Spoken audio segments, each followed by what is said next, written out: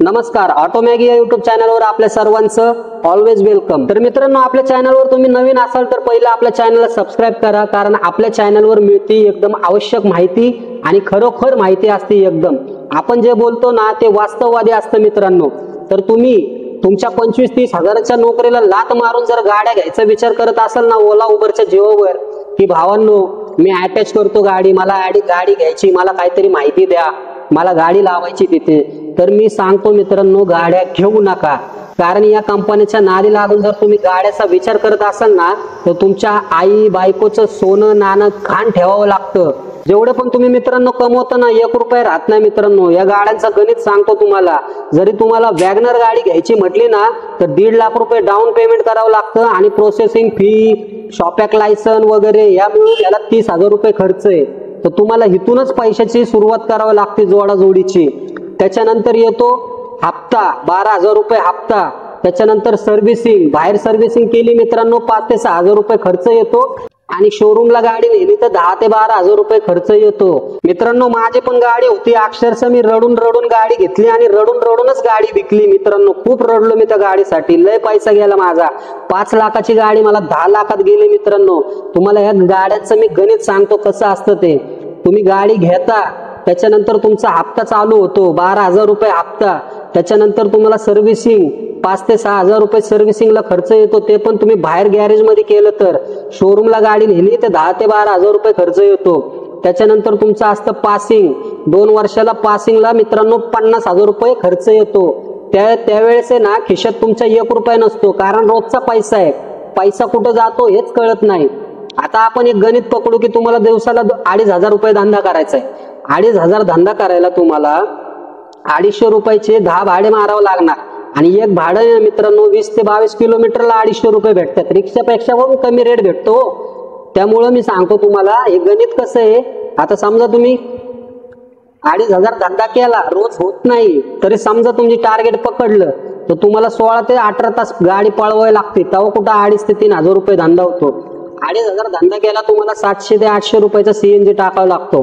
1,800 रुपये राहतात तुमच्याकडे। 1,800 रुपये मधला 12,000 रुपये हप्ता गेला, म्हणजे 400 रुपये कट झाले, 1,400 रुपये राहिले। सर्व्हिसिंगचे आपण 6,000च पकडू, 200 गेले, 1,200 राहिले। आता या 1,200 मध्ये तुम्हाला महिन्याला किती होणार तुमचे 30,000 आणि 30-35 पकडू आपण। 30-35 मध्ये तुमच्या गाडीचं काम निघलं। फक्त तुम्हाला ना 1 ते 1.5 वर्ष माझ्या असते मित्रांनो, 1 ते 1.5 वर्ष। आणि हा आपण टार्गेट 2,500चा पकडतोय बरं का। 2,500 धंदा होत नाही, कोण एवढी गाडी चालवत नाही, पळवत नाही। नवीन नवीन रक्तय म्हणून पळवतात गाडी, पण नंतर होत नाही मित्रांनो। 1-2 वर्ष करतात फक्त, त्याच्यानंतर ढूस। त्याच्यामुळे सांगतो गाड्या घेऊ नका। आणि जरा समजा 2,500 तुम्ही रोज धंदाच करताय तर 30,000 रुपये तुम्हाला 30,000 रुपये तुम्हाला परत गाडीचं काय तुटलं, शॉक अब्सर जरी गेला ना गाडीचा 5,000 रुपयाला एक शॉक अब्सर आहे। टायर जरी घ्यायचा म्हणलं ना 7 ते 8,000 रुपयाला एक टायर आहे। तुम्हाला गाडीचा स्टार्टर जरी खराब झाला ना 10,000 रुपयाला स्टार्टर आहे। गाड्यांचे एवढे पार्ट आहेत ना, एवढे महाग आहेत ना, तुम्ही शोरूमला जाऊन ना चौकशी करा। आधी गाडी घ्यायच्या आधी ना चौकशी करा आणि त्याच्यानंतर गाडी घ्या।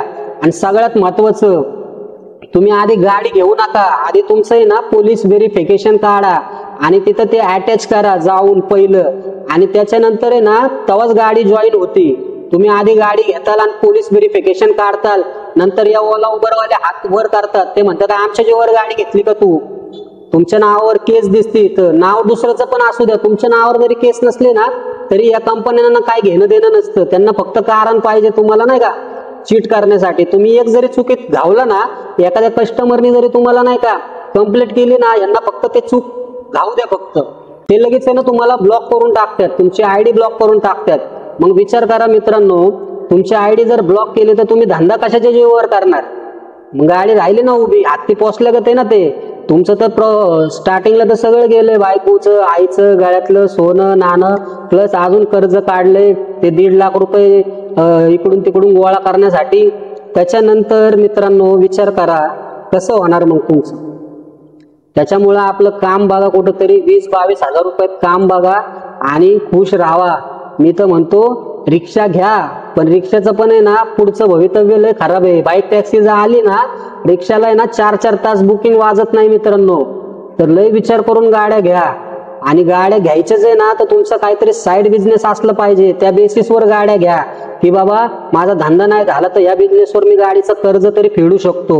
असं जर तुमच्या धमक असेल ना तरच मित्रांनो गाडी घ्या.